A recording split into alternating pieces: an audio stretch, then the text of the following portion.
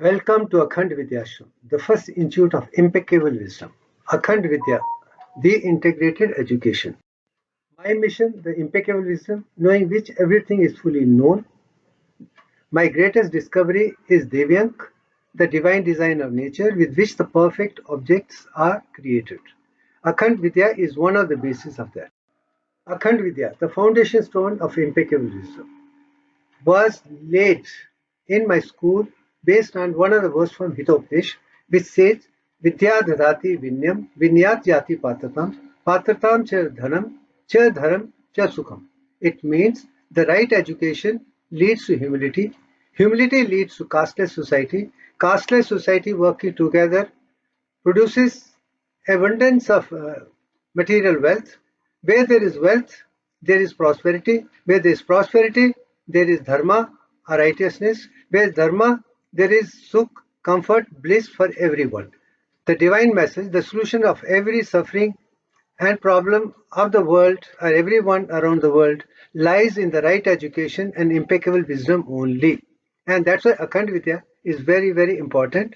And this is based on my dialogue between me and my Guru, my Antaratma. Now, before going to talk about the 10 stages of Akhand Vidya, let me tell you what are the characteristics of a good student which I have found to be very, very important. First characteristic is students should be able to listen carefully with full concentration to whatever the teacher is saying. Even for a moment, they should not distract from that. Person who can listen carefully can be the greatest student. And the student should also have a desire for impeccable wisdom and be the best and learn perfection from the day one to the last. That should be the second criteria for a good student. Third, he should be very hardworking because nothing is achieved without Karma Yoga. Jnana Yoga, Karma Yoga are the two pillars of Sanatana Dharma, you can call it, or humanity per se. And fourth point, which I believe is very, very important, person should be intelligent enough, should have the quality like Goddess Saraswati as well as fan of Goddess Saraswati to take real wisdom out of whatever is been given. Swan can take the solids from milk and leave behind water. Every student should have the intelligence and discrimination like Goddess Saraswati to bring out only impeccable wisdom, nothing other than that. If the student has these particular qualities built in already, or it develops over a period, he can do wonders in life. Students, let's move on to different teachers. As on date, to the best of my knowledge, whom I've seen from school, college to my university, there are three different kinds of teachers we normally see. The first teachers I would call dictators, who just dictate what is given in the book like a copycat, and result is we can remember for a day or two only. Majority of the teachers seem to believe in dictations only, nothing more than that.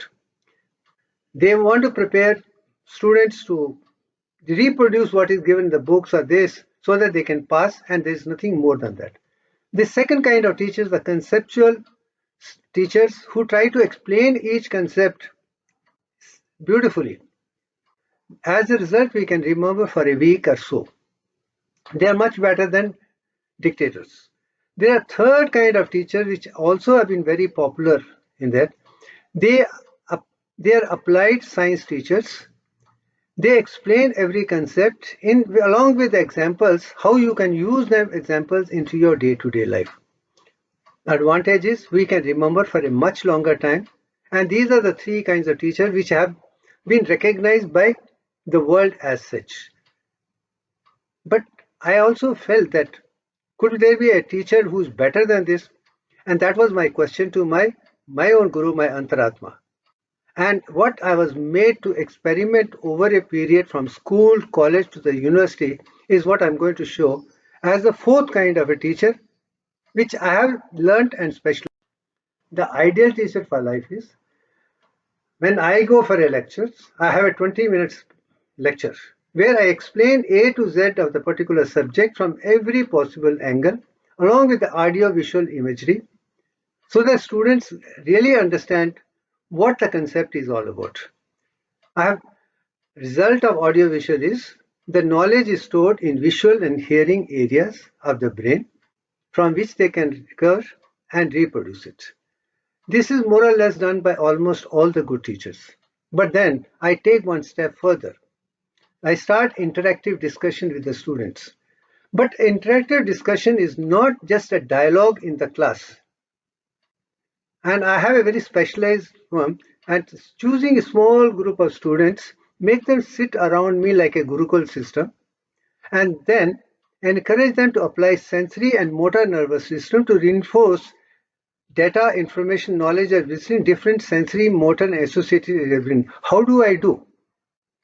I literally redesign the whole concept.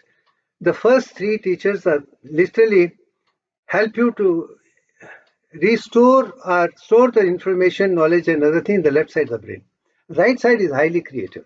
So I bring a creative side of the picture, like artistic thing, conceptual understanding, then make them redraw the whole thing with their own hands. So I bring the sensory system and motor competence, and information is stored almost entire brain. Entire brain works like a, you can call it a slate, and result is you will remember for life. And since examples are also given, they're made to redo the whole thing. They have an experience, they have complete understanding of that. As a result, all my students who have been falling from school from Arun to today, they whatever the level they may be, they all land up to center. But unfortunately, this particular style of teaching may need some personal guidance in the beginning, but I suppose we will be able to do it over a period. But this concept, I will leave it for the people to see and think about it. Then Akhand Vidya's 10 stages of integrate acquisition, which I have realized have made a difference to me to bring myself to impeccable wisdom. Now let's see what are the 10 stages which I have even understood and formulated into Akhand. The first stage, take a book, read at a stretch. Do not stop in between. That's what I've been doing ever since my day. Whatever topic I take, whatever the concept I take to the book, I try my level best to read that book only at a stretch. Why? The idea is to comprehend the central concept or theme of the book, or the knowledge, or the topic, or the concept, including a book. Movies also, first time you will only get what exactly they're trying to say. So first reading at a stretch will only give you the central theme and nothing more than that.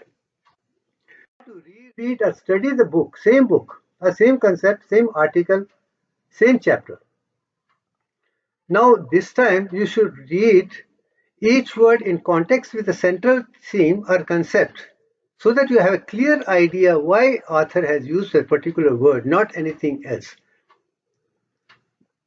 What is the reason?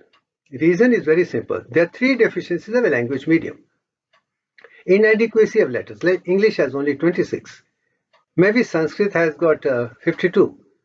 And maybe other languages directly, indirectly could have little more, but still not enough to express everything in a symbolic language. Second part, inaccuracy of words. Letters are inadequate, words are also not accurate, and then third is ambiguity. Each word could mean different, and different languages could have different. And this particular ambiguity of language medium has been the biggest problem for the language medium. That's the reason I wanted to develop some medium where there's no ambiguity and there's no need for words, there's no need for letters, and we can use something else. We are going to proceed to that as we move on. Third, expand or master the subject. No book is comprehensive, complete by itself. Then what you should do is study all the related literature on the subject from every available book or medium available. It could be internet also, it could be.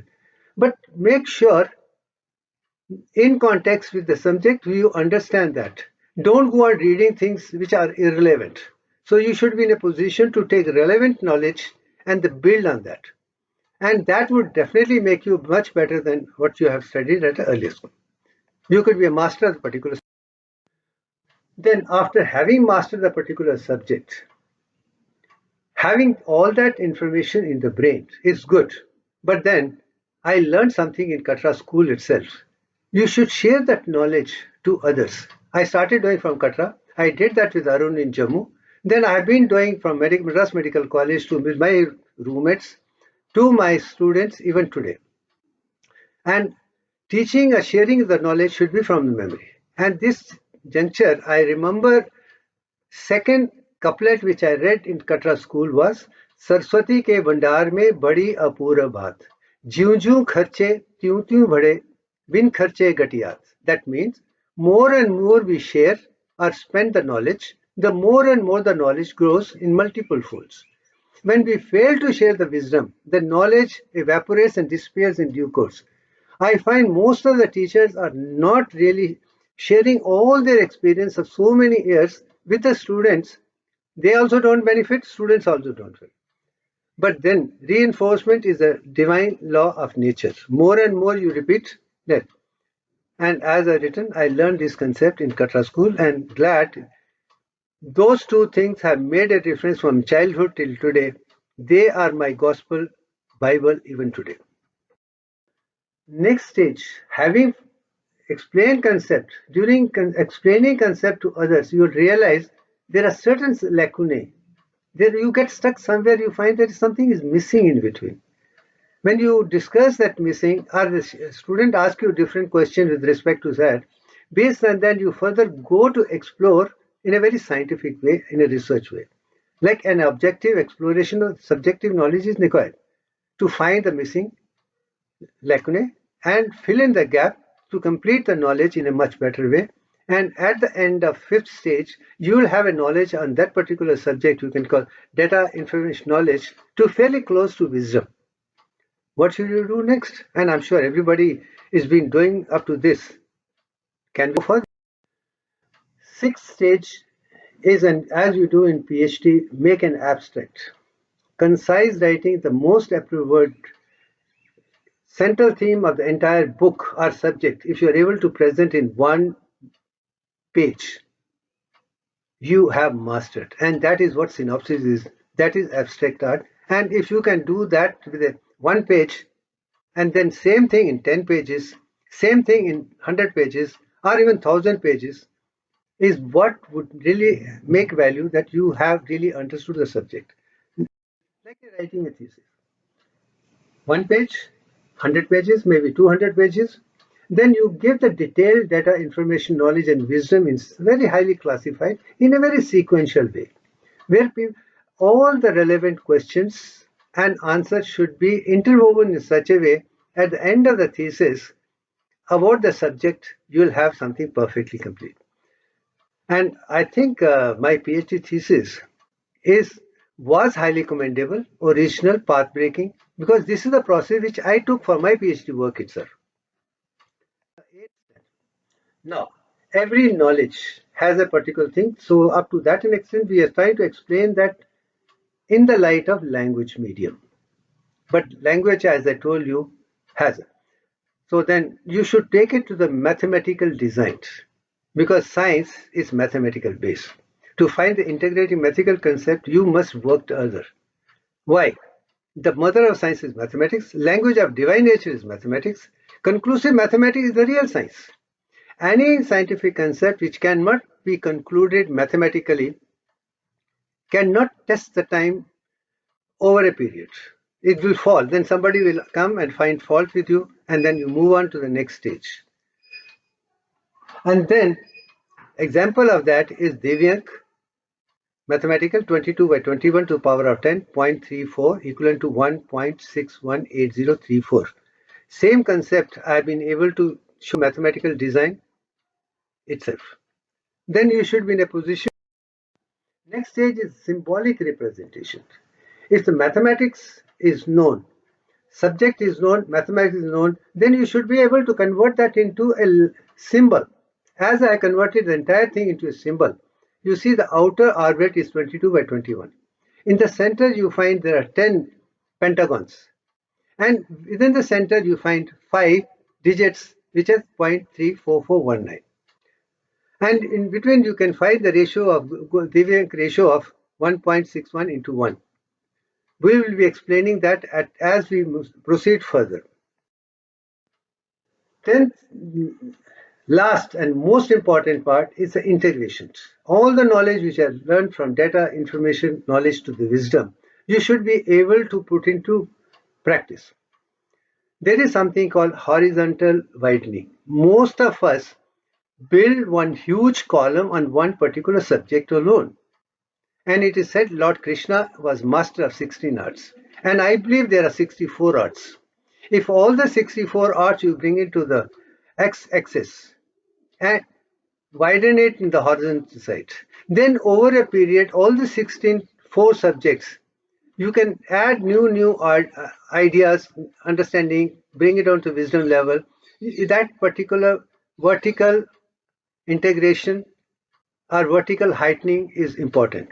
Then at the end, the vertical horizontal integration should take, as a result, you should be in a position to get 100% of the wisdom which can be applied everywhere. And this is what I realized with the help of my own Antaratma. It is possible. And I think Divyank, the result of that, this symbol is the result of that, this mathematical design is the result of that. The last what I have tried to do is application of wisdom in daily life challenges. Whatever you learned in maths, physics, chemistry, biology, and other subjects, you should be able to use that in day-to-day activities. As a result, it will be enforced completely. Let impeccable wisdom become a way of life, and this is what Akhand Vidya is all about. Now, I'm sure I have put across in a very nutshell the process of learning that stages which has brought me to impeccable wisdom. This should be enough for everybody. If I can do it, I'm sure you can. And entire human anatomy, physiology, and biochemistry of the modern sciences on one side, and ancient engineering on the other side, as well as universal consciousness of solar system, spiral galaxy, Milky Way, even higher, all are represented in this particular picture itself. We will discuss that at a later date. So, thank you very much for your kind listening.